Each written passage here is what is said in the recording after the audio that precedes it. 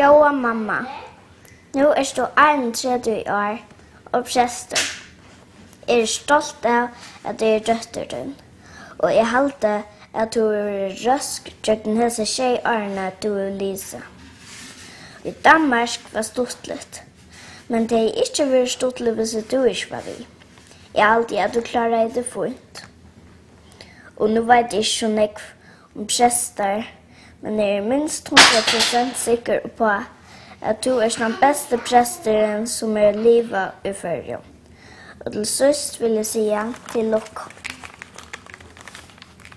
Til lukk, til lukk, til lukk, til lukk, til lukk, til lukk i dag. Nå du et år, eldre enn du kjør.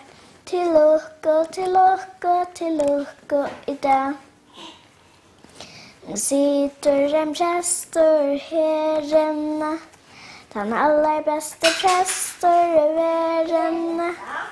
Mamma så fitt, hon den beste, og nøye heiler og gjørs gester.